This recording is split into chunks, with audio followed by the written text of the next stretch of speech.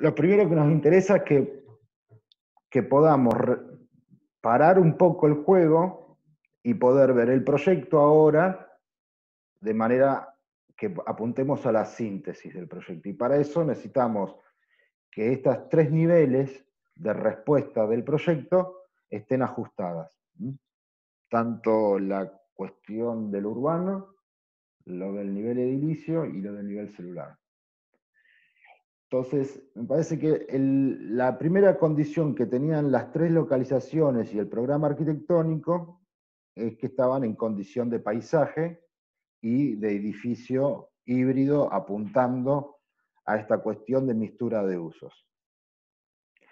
De alguna manera, esa mixtura de usos se manifiesta tanto en los sistemas de accesos en planta baja como en las particiones del programa que se manifiestan en la morfología, ya sea a partir de articulaciones entre las partes o porque varía algún tipo de cuestión en términos de expresión.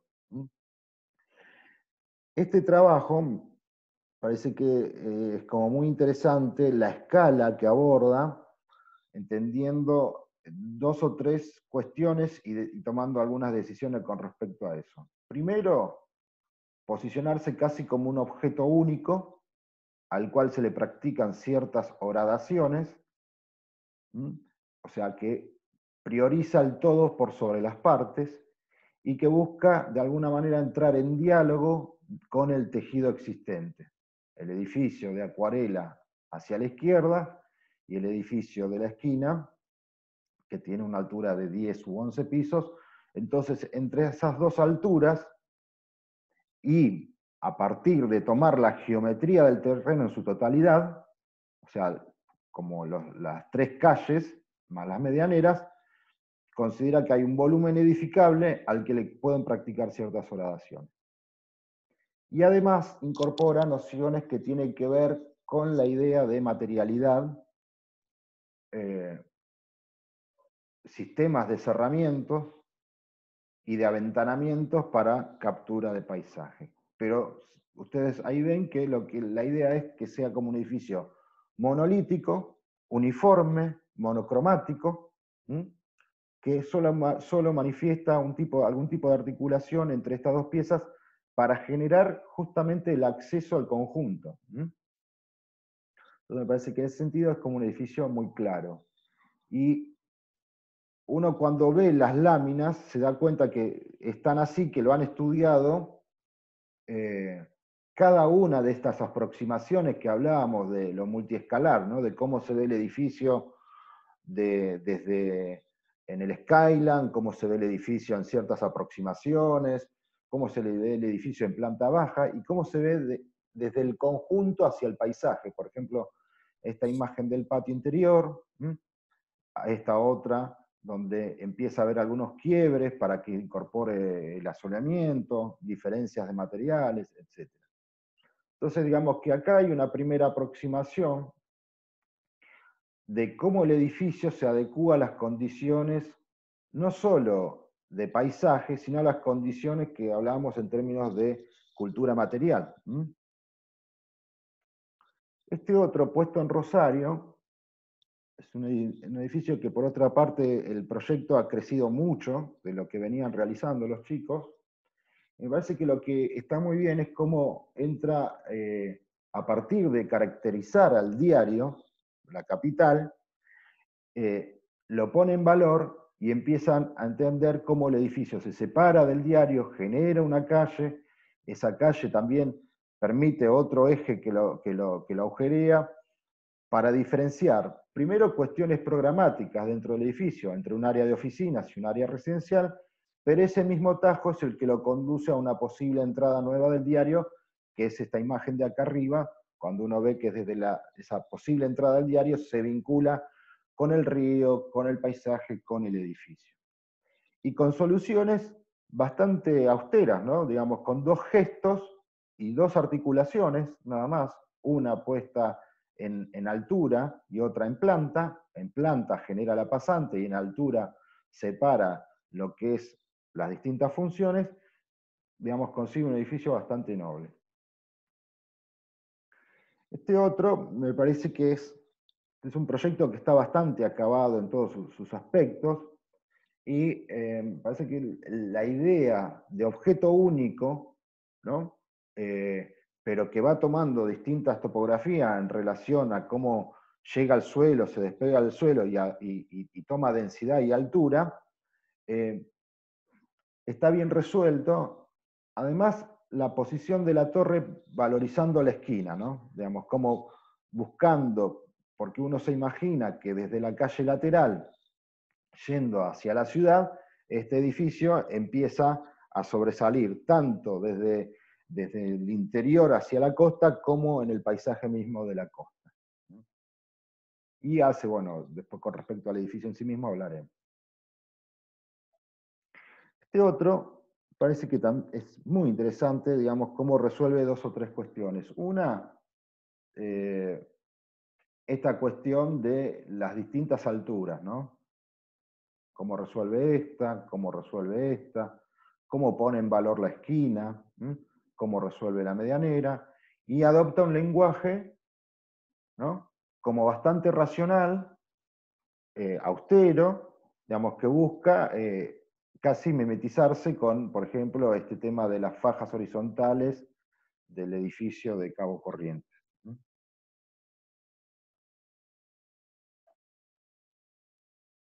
Este otro edificio, digamos, dialoga con el entorno de otra manera, a partir de la contraposición, ¿no?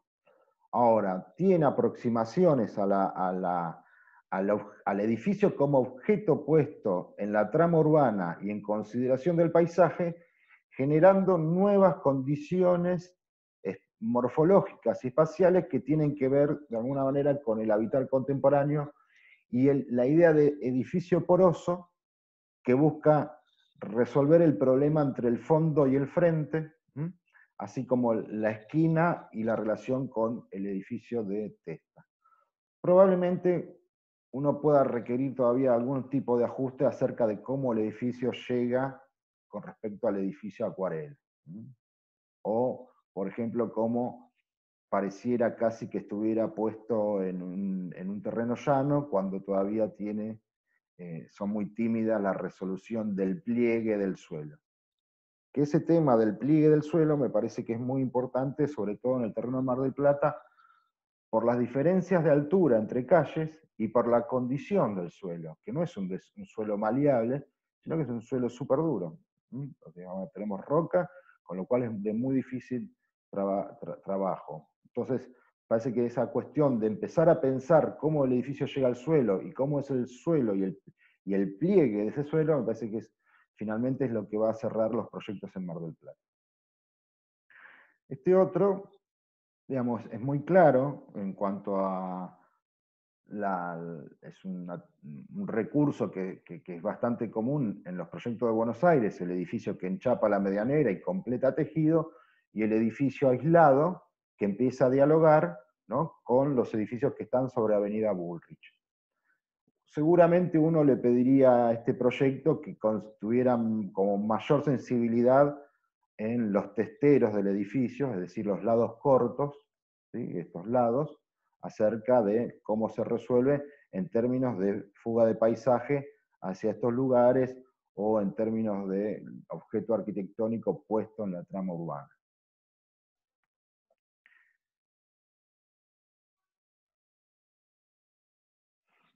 Este otro, que también está en Buenos Aires, lo entiende de otra manera, empieza a considerar la altura de los edificios colindantes y a partir de ahí genera un quiebre que despega una nueva forma del edificio. Empieza a aparecer una articulación.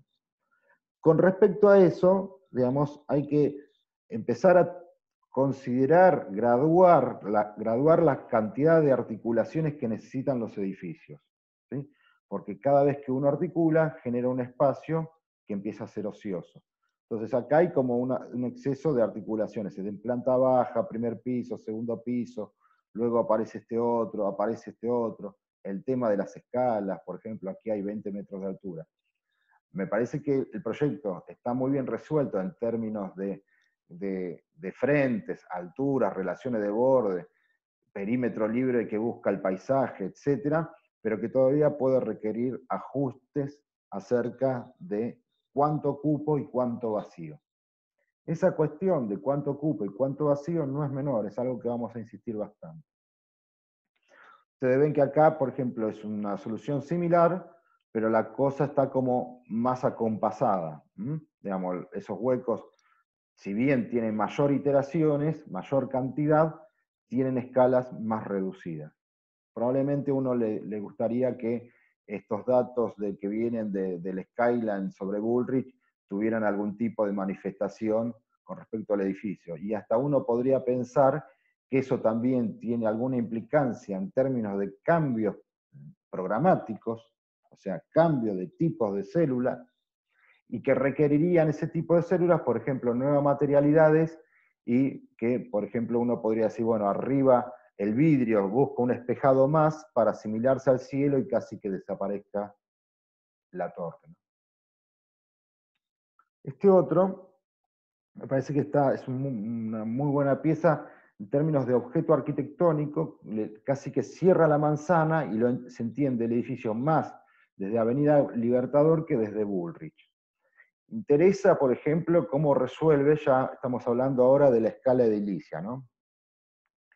Cómo yo diría que los edificios se arman casi con dos plantas. Una que podríamos denominar la planta más típica, la que se repite más veces, aunque tenga variaciones, y luego la planta baja. La planta baja es la que resuelve el sistema de accesos a partir de los espacios intermedios que el edificio va generando. Entonces, si uno tiene un patio como este, ¿sí? El edificio es un edificio a patio, seguramente uno va a entender que entra por ese patio, como en esta foto de acá abajo, que es muy clara en eso, por eso la muestran, y ahí se producen los accesos debajo de este semicubierto, tanto a este hall como a un área más grande de uso del edificio principal, pero que también tiene otro punto de ataque más rápido desde aquí. ¿Y cómo se manifiestan los huecos para que ese patio empiece a tener condiciones de iluminación razonables, ¿no? Seguramente van a requerir atención especial cuando aparecen este tipo de huecos, ¿no? Este tipo de anchos o de luces a resolver, estructuras que permitan su razonabilidad, ¿no? Entonces, el edificio después empieza a tener casi que es como un metaproyecto, ¿no? Porque vos fíjate que si bien se realiza como una Z, ¿no? Un edificio que se va plegando, uno lo podría empezar a entender como un gran claustro al que se le practican estos agujeros, y esa matriz resuelve todas las plantas, ¿no? Resuelve, por ejemplo, la planta de cocheras con una gran optimización del uso de calle, auto, o sea que la planta de cochera es una planta súper rendidora y extraordinaria. Después genera la planta de acceso, y a posteriori hay una planta en estos sectores de basamento de viviendas, digamos, más tipo work home. Y luego empieza el edificio, las áreas más residenciales desarrollándose en esta tira. Entonces tienen manifestaciones, digamos que la forma del edificio no es arbitraria, la forma va acompañando las distintas solicitaciones programáticas que ellas mismas proponen. Y aparece esta última pieza, sola acá arriba, que es esta de aquí, ¿sí? Que viene a romper de alguna manera el skyline. Cuando veíamos este edificio en Rosario, digamos, todos estos trabajos llevó muchísimo trabajo, ¿no? Poder conseguir la síntesis que han llegado a hacer. Uno ve el sistema de planta baja, digamos, de una gran sencillez, a partir de una secuencia de patios, escaleras que resuelven después estos basamentos, que empiezan a tener distintas cajas que salen, pero que en corte también empiezan a buscar una adecuación en relación al entorno inmediato. Cómo el edificio busca alivianarse hacia arriba, ¿no? Y también cómo el edificio busca alivianarse hacia abajo para generar las plazas de acceso. También se ensancha en el medio, buscando que esas plantas sean como más rendidoras, tengan más superficie para tener como mayor renta en busca del paisaje. Si uno ve, por ejemplo, el diseño de núcleos, escaleras, ascensores, accesos a la vivienda, están muy bien dimensionados. Entonces, digamos, toda esa cuestión dimensional no es solamente de la escala celular. Uno no puede llegar a la escala celular si a nivel edilicio ya no lo tiene resuelto. Y por otra parte ya a uno empieza a ver cómo, de alguna manera, estas piezas de baños o de sistemas húmedos, más paredes equipadas, como son de placares o mesadas, empiezan a ser como a dotar a una planta casi como distintos tipos de sistemas. Entonces, uno puede reconocer, por ejemplo, esta parte, esto lo muevo para arriba, al cual se le van comiendo las esquinas para generar terrazas, se posicionan húmedos, claramente, y esos siempre más o menos se mantienen, los sistemas de escalera y ascensor, y después las paredes equipadas, que pueden ir girando. Entonces, digamos, eso tiene que estar súper ajustado en todos los proyectos. Este proyecto ya casi está listo. Ahora pueden hacer una serie de ajustes con respecto a otras cosas. Entonces, cuando uno ve cómo el edificio se empieza o a ensanchar o a achicar, digamos, siempre mantiene cierta matriz, ¿no? Como por ejemplo, el sistema de modulación no es gratuito. O sea, llegar al sistema de medidas del módulo espacial y el módulo estructural es luego de haber trabajado muchísimo para que todo resulte ni grande ni chico. O sea, uno ve las células, las dimensiones de las células, y son células muy como acotadas y cómodas. Entonces, digamos, la ergonomía del equipamiento y de las actividades que uno puede desarrollar ahí adentro están resueltas primero a nivel edilicio. Cuando uno dispone el núcleo, cuánto mide su módulo, cuánto mide la estructura, cada cuánto hay apoyos, etc. Este otro también tiene esta complejidad en Buenos Aires del tema del enchape, la hibridez, entonces empiezan a aparecer una serie de equipamientos a ambos lados, realizan muy bien, digamos, la idea de tomar el talud de las vías, incorporarlo como techo a su programa, y bajo ese techo empieza a poner equipamiento del tipo público. Y ese sello es un sello que luego se transforma en matriz de proyecto. Entonces, si uno ve cómo estas patas puede empezar a dar una lectura del edificio que después tienen que ver, digamos, con la expresión final del edificio.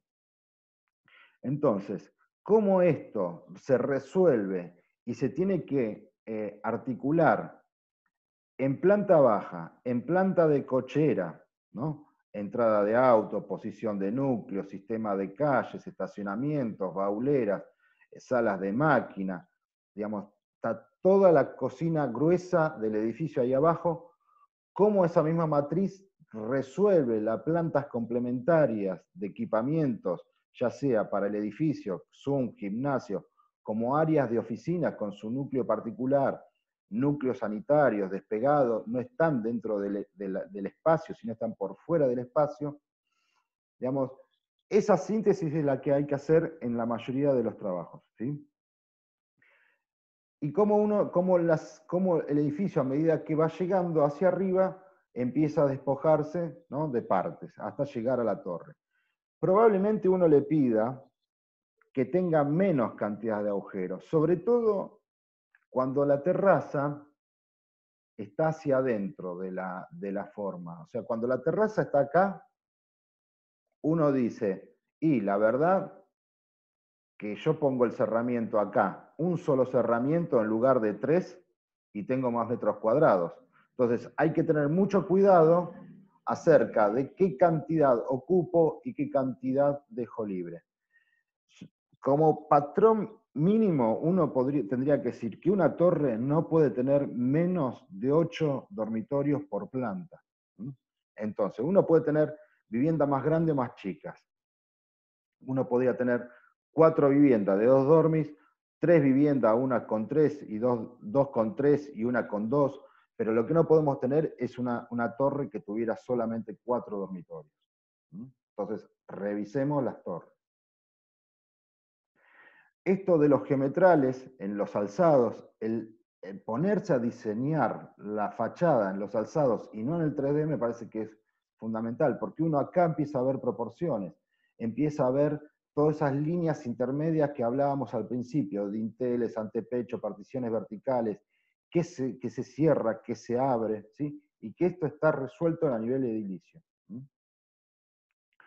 Este otro está en la misma sintonía. Este era el que decía que seguramente merezca más atención cuando el sistema, que es siempre paralelo a Avenida Libertador, llega a Avenida Libertador o llega al final del terreno. Si es que la célula tiene que pegar la vuelta, digamos, esto no puede tratarse como, de alguna manera, como la pared intermedia, por más que uno abra ventanas. Entonces me parece que ahí requiere, es una célula que tiene 3 caras libres, con respecto a otras que tienen 2. Entonces merece una atención especial, no solo por la célula en sí misma, sino con respecto al paisaje construido que le damos a la ciudad.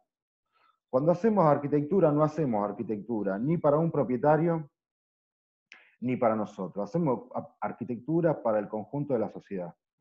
Porque esto, finalmente es el paisaje construido, es el patrimonio cultural que tiene el ser humano. No hay patrimonio más grande que el patrimonio construido del ser humano y el arte, ¿no? Entonces nosotros tenemos que trabajar con esos aspectos.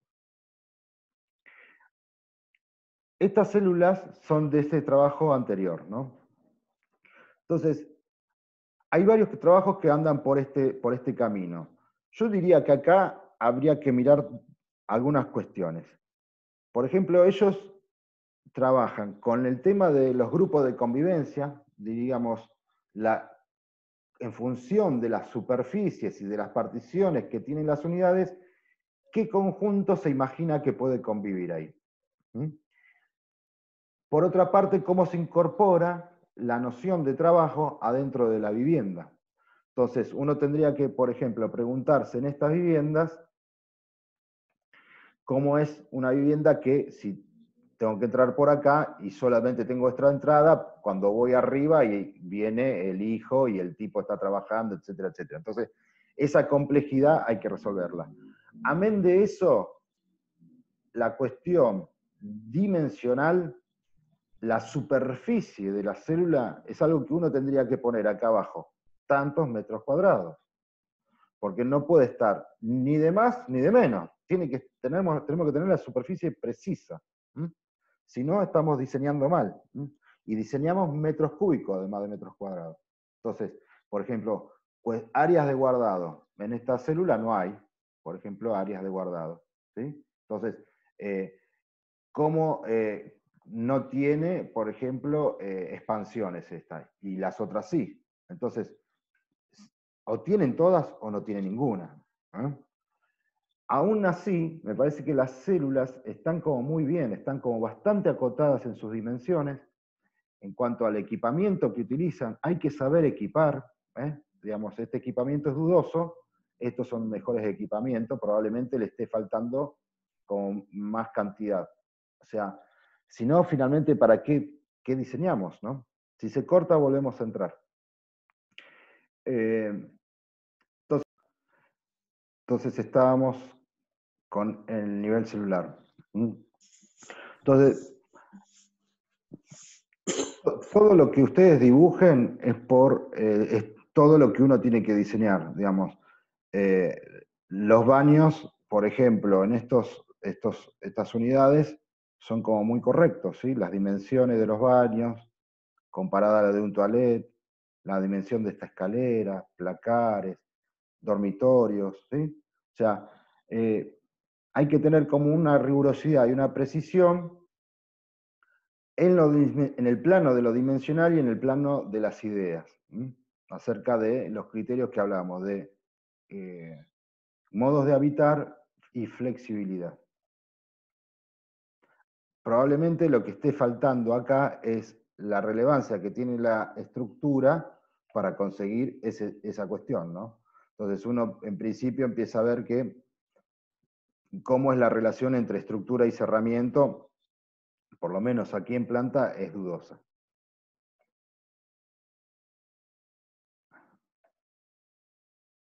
Esta es otra forma de presentar eso. Digamos, además las células están ubicadas con unos pequeños esquemas aquí abajo. Seguramente se va a dar como una pequeña clase para el armado de láminas y en relación a la comunicación del trabajo para que sea más eficiente. Pero me parece que es una forma de realizarlo. Vuelvo a este edificio por el tema de la flexibilidad. La flexibilidad no es solo al interior de la célula, sino, por ejemplo, esto es menos importante que esto sea móvil, la verdad, es menos importante que, por ejemplo, pensar, primero, que uno podría decir que tranquilamente acá yo puedo hacer otra célula más, y acá otra célula más así, otra más así, otra larga acá. O sea que el proyecto este admite múltiples configuraciones. Acá hay 5, por ejemplo. Recién estaban dibujadas 4, pero admite 5. O puede admitir 6. Entonces es un poco ese concepto cuando mostrábamos el Leisure Drive del Mies, que la planta de 4 pasa a 8, pero también podría pasar a 6. Y si uno incorpora, por ejemplo, acá he incorporado un dúplex, ¿no? Que esta vivienda tiene como 2 dormitorios, tiene, fíjense, si entra por acá atrás a la célula, tiene un área como que puede ser un área de trabajo. Por acá entra la vivienda y esto puede también conectarse por aquí con la célula, tiene servicio propio y subiendo la escalera tiene 2 dormitorios más, que tienen terraza. Uno podría decir, che, hasta podría tener doble altura, sí. O sea, cuando hablamos de flexibilidad, hablamos de esto. No hablamos de esto que se mueve y por eso es flexible. Es flexible porque el nivel de restricciones que tiene la planta es el menor posible. Entonces, al menor nivel de restricciones, mayor flexibilidad. Si estos baños, en lugar de estar puestos así, estuvieran puestos así, no tenés otra que, digamos, que esto es una parte y esta es otra parte. Y por otra parte, diría uno, este baño para acá y este baño para allá. Entonces, volver a remirar al proyecto desde el concepto de flexibilidad es central. Fíjense cómo las células estas se ensanchan. Seguramente acá hay que revisar temas estructurales, pero me parece que es como bastante acabado esta cuestión del concepto de flexibilidad, y casi como de usuario indeterminado que uno podría decir, bueno, puede admitir múltiples configuraciones. Uno podría hacer, vuelvo a para no dibujar todas las plantas, uno podría decir, bueno, yo dibujo 2 o 3 plantas y después hago esquemas en ese catálogo de unidades, esquemas de la cantidad que uno se imagina que podría ocupar y que podría admitir casi, esto es como un metaproyecto. El proyecto es así, pero podría ser de otra manera. ¿Se entiende? Con respecto a la expresión en la materialidad, naturalmente, por cómo venimos desarrollando el proyecto, es seguramente el punto que menos desarrollo ha tenido, ¿no? Tanto por la llegada de las clases teóricas como porque ustedes, digamos, obviamente estaban más preocupados por las organizaciones espaciales, por los sistemas y toda esa cuestión, y esto es un abordaje posterior. Yo diría que eso uno lo tiene que ir modificando, ¿no? En general, enseñamos arquitectura de manera como fragmentaria, ¿no? Para poder abordar los problemas de la arquitectura. Entonces, uno la separa en historia, construcciones, matemática, estructura, diseño, etc. Ahora, la realidad es que cuando uno hace arquitectura, todas esas variables confluyen al mismo tiempo. Y la expresión y la materialidad tampoco es algo que se hace al final del proyecto, sino que uno tiene que ir verificando, ir imaginándose cómo es el edificio. Yo puse este edificio porque me pareció interesante la perspectiva. Por una parte, cómo está fragmentado las partes del edificio, esta cuestión de la hibridez, y después el valor que le dan los chicos, no a la abstracción del objeto, sino al plano de lo concreto. Por ejemplo, el diseño de los herramientas, esos plegables, no son un dibujo. Uno ve eso y dice, son unos herramientas que se pliegan. Entonces, digamos, me parece que abordarlo desde la idea de la técnica, me parece que es muy importante. Uno podría empezar a decir, bueno, ¿qué pasa si estos parasoles, en lugar de ser grises, tienen algún otro tipo de tono? ¿No? Y entonces seguramente harían pruebas, etcétera, etcétera, etcétera. Quizás la idea de ello es que el edificio sea casi como neutro, ¿sí? Un telón. Entonces, en ese sentido, vos dices, nada, es todo opinable. Y este otro me pareció también muy, muy interesante, toda esta cuestión de cómo el edificio tiene un lenguaje absolutamente contemporáneo, el manejo de las superficies vidriadas pero tamizadas por los sistemas de parasoles, probablemente haya que trabajar con vidrios de control térmico bastante importante, porque, digamos, si no, uno o se muere de calor o se muere de frío, pero añadirle, primero, el edificio está bien orientado, primer punto para la calidad ambiental. Segundo, tiene una propuesta tecnológica certera. Tercero, está preocupado por las relaciones entre las áreas que pueden dar sombra, o sea, por las distintas posiciones del sol, y la solución que propone para ese control de la radiación. Y eso además se convierte en un lenguaje para el edificio. O sea, no está buscando otro argumento. El argumento es las propias solicitaciones a las que está sometida la arquitectura. Entonces uno podría decir, hay diferenciación programática o de las partes del edificio, hay diferenciación de los sistemas de control solar, hay distintos tonos, entonces trabajo con los tonos, ya sea de los parasoles o de los vidrios. Y después hay algo que no se enseña y no se aprende, que es la precisión, ¿no? Buscar la belleza, ser sofisticado, hacer una pieza fina. Entonces, eso hay que prestar atención y tratar de encontrarla. Lo mismo ocurre con este otro edificio. Probablemente uno le diga, y todavía es raro que este edificio con 20 centímetros de losa, cuando vuela no sé cuántos metros de luz y que tiene que cubrir, se pueda resolver. Bueno, pero hay una primera idea, que es la idea de un edificio bastante etéreo, transparente, translúcido, que lo que busca es casi desaparecer, casi como un edificio miesiano. Muy sofisticado en sus líneas, ¿no? Entonces me parece que ese tipo de arquitectura se resuelve a partir de la idea de detalle. Uno no podría resolver la arquitectura de Mies sin detalle, por ejemplo. Entonces me parece que, yo no sé si este detalle está bien resuelto, o en realidad sí sé, y no lo voy a decir, pero lo importante es que haya que pensar cómo es el detalle, ir a la escala 1 en 10, para después volver a la escala 1 en 100. O sea, no podemos ir primero al 1 en 100 solamente y quedarnos ahí, y después lo único que hacemos es un zoom del 1 en 100 para hacer el 1 en 10. No, las decisiones que impactan en el 1 en 100 también tienen que estar resueltas en el 1 en 10. Repasada rápida, vuelvan a ver las teóricas, vuelvan a ver cómo los edificios llegan al suelo, cómo llegan arriba, cómo se establecen los diferentes planos entre estructuras, cerramientos, adelante, atrás, en planta baja, en plantas superiores, cómo se oscurecen las carpinterías, cómo son las barandas.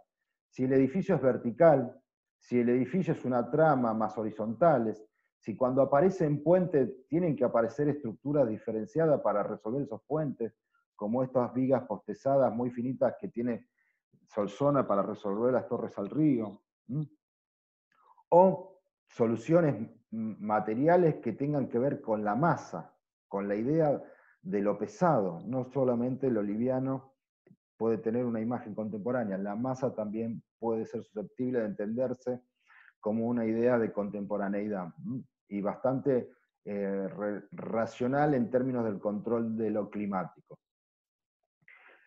Volvamos a mirar el edificio en su contexto como objeto total, como parte, con sus áreas de patios intermedios o espacios intermedios que relacionan los espacios cubiertos, los sistemas de accesos, los núcleos, y cómo eso tiene una relación directa con los sistemas estructurales. Y que finalmente la imagen de los edificios tienen que ver con la confluencia de todas esas variables. Para los edificios que hacen grandes esfuerzos, prestar atención a los sistemas estructurales especiales. No es algo que se pueda resolver en una clase. Los que están trabajando con esos proyectos en Rosario y Buenos Aires, la aparición del esfuerzo diagonal que te produce el vuelco del edificio, hay que tomarlo con tensores. El tensor puede estar oculto o puede estar manifiesto, pero el tensor diagonal aparece para resolver cuando el problema de que el edificio se te viene para abajo porque la carga ya no puede, no tiene a dónde ir, entonces se empieza a diagonalizar.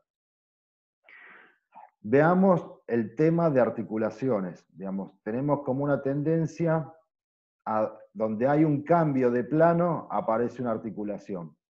Y no necesariamente siempre aparece una articulación. Digamos, uno podría desde esta planta tranquilamente salir a este techo sin mayores resaltos. ¿Por qué digo esto? Porque puede ser que solamente el agujero entre en valor a partir de su sustracción y nada más. Entonces, veamos cuántas articulaciones necesitamos y para qué. ¿No? Lo mismo ocurre con este. Acá aparecen articulaciones y tienen que ver con cuestiones de captura de paisaje, tienen escalas, no tienen 20 metros como veíamos hace un rato. Y estos son edificios corporativos. Entonces también pensemos la escala de lo residencial. O sea, estamos haciendo edificios residenciales, no edificios públicos ni edificios institucionales. Aún en estos que tienen este tipo de locura, uno podría decir, no regalan 1 metro cuadrado. Donde aparece el hueco es porque hay una terraza recedida, o hay un espacio que será comunitario, pero no está lleno de agujeros.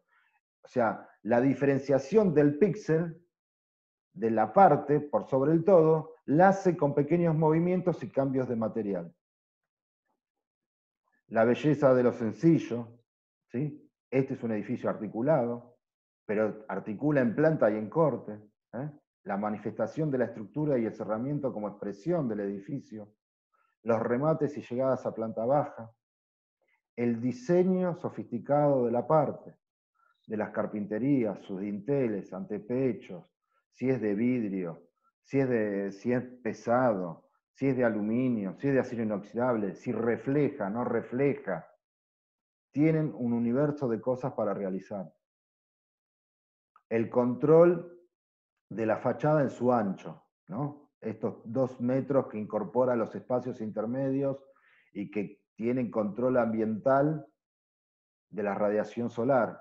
Y el parasol, en este caso, no es opaco, es de vidrio, para que el sol frene ahí, pero sigue pasando su rayo, la capacidad de iluminar hacia el interior de la vivienda.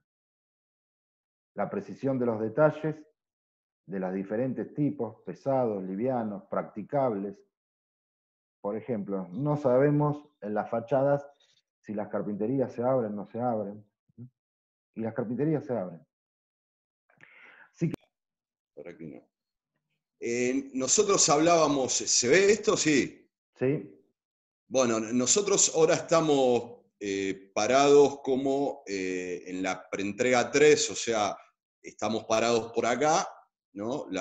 Todo lo que habló Dani es de los proyectos de ustedes, y nosotros, bueno, las conclusiones en términos de evaluación, entendemos que hay un 20% que está como en la etapa de síntesis del proceso, entre nivel más y algún sobrenivel.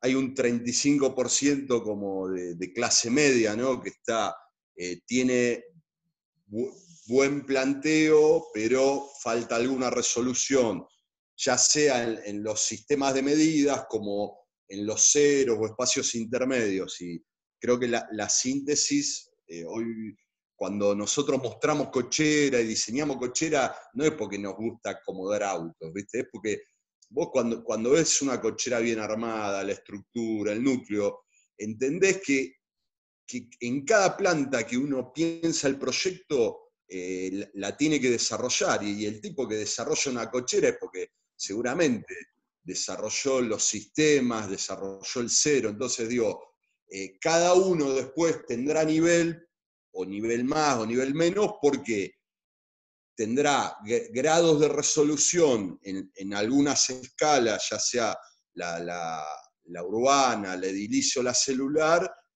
que tiene falencias, ¿no? Entonces, revisen, como dijo Dani, hay un par de plantas que son fundamentales, que es la tipo o matriz con sus variantes, y la cero, ¿no? Es como, la cero es la que nos relaciona con la ciudad en términos del piano Noli, ¿no? ¿Dónde entro? ¿Cómo la recorro? ¿Con qué programa la voy acompañando? Entonces, bueno, tenemos también un 40% que está por debajo del nivel que pretendíamos en esta instancia, pero que con trabajo, creo que con el tiempo que hay, bien distribuido y bien desarrollado, van a llegar, ¿no?, a mejor definición. Y un poco porcentaje de trabajos en bajo nivel que entendemos que les falta, ¿no?, están como en una etapa de esquema. Todavía, o sea, entraron en la etapa de desarrollo, pero tienen algún tipo de falencia, ¿no? Bueno, después, por ahí, para poner en valor esta instancia, dijimos, de reflexión, el tema de la construcción colectiva del conocimiento, ¿no? Un poco lo que Dani contó en la charla esta es eso, ¿no? Es decir, bueno, somos aproximadamente entre docente, alumnos, 100 tipos que nos reunimos martes y viernes a hablar de arquitectura, hacer arquitectura. Recuerden las premisas de la cátedra, cuando Roberto el primer día dijo que el proyecto lo mueven 4 ejes, ¿no? Que era la teoría, la práctica, la investigación y la crítica. Hoy estamos haciendo una crítica. Entonces, para mover el proyecto, si no hay investigación, no hay proyecto; si no hay teoría, no hay proyecto; si no hay práctica, no hay proyecto. Y la crítica alimenta toda esa rueda del proyecto, porque te dice, mirá, estás parado acá, te falta esto, te falta aquello. La idea un poco de los grupos es hacer una dinámica como para hoy, barrer todos los proyectos, no como una corrección, sino como una crítica. Es decir, es una evaluación, una crítica. Vamos a tratar entre 5 y 10 minutos por grupo, decir, mirá, tenemos un problema acá, problema acá, problema acá, y a partir de la semana que viene empezamos a corregir. No de cero. Yo lo que recomiendo después de esta charla y después de la crítica que le haga el docente es ya, además de reflexionar, ser proactivos, ¿no? Empezar a decir, bueno, tengo que pensar en el cero, tengo que pensar en la estructura, en la materialidad. Es como que creo que los proyectos que todavía no entraron en síntesis son los que no se pusieron a pensar como en las partes, cómo es la estructura. Por poner columnas no es diseñar la estructura, ¿no? Por poner columnas es como algo abstracto. Diseñar la estructura tiene que ver también con cuestiones concretas, ¿no? Con proporciones, con anchos, pero para eso hay que tener conocimientos teóricos. Dani cuando hizo la charla de materialidad, habló de estructura y de cerramiento. Recomendamos a todos repasar todas las teóricas, las de Roberto, las Dani, las charlitas que he hecho yo. Yo creo que en todas esas charlas están todos estos temas y que ustedes se tienen que alimentar de eso, ¿no? No hay otra forma. O sea, vos podés mirar Pinterest, mirar cualquier cosa, pero ahí vas a ver como objetos, no hay contenidos teóricos, contenidos críticos. Está bueno ver objetos a veces, ¿no? Porque está bueno que uno conozca figuritas, pero entender que esa figurita tiene una profundidad teórica, crítica, entonces eso es lo que construye el conocimiento. Creo que, bueno, la idea es con esta estirada de la entrega es que todos lleguen como a una mejor instancia de síntesis, pero para eso hay que transpirar bastante, ¿no? O sea, hay proyectos que se tienen que poner a estudiar y a laburar. Algunos son un 20, un 15% que si la entrega fuera como estaba pautada, llegarían bárbaro, ¿no? Pero son un porcentaje menor del total. Y bueno, a los que están más flojos, creo que vieron toda la producción del taller. Eso es lo que digo cuando hablo de construcción del conocimiento, ¿no? Que todos vean lo que hacen los demás, que lo que hacen los demás nos enseñen cosas, digamos, aprovechen todo esto para bajarlo en sus proyectos. Sí, coincido en todo. Y ahí hay ese punto de la construcción colectiva. En otros años se llamaba competencia, ¿viste? Y Sí, te sacaba los ojos con el otro, porque quería ser mejor que el otro, y todo eso empujaba para un lado, empujaba para arriba.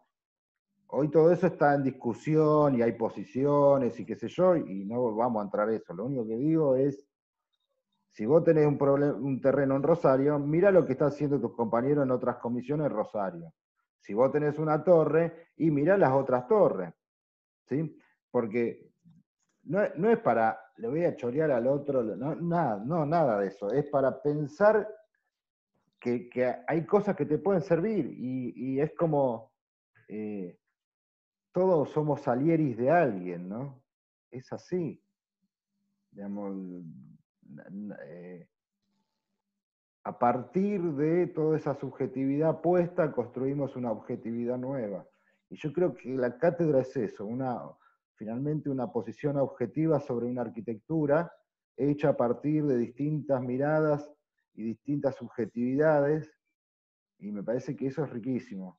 Y lo otro es que uno está en una etapa, lo dijimos al principio de año, ¿no? De la madurez de ser un universitario.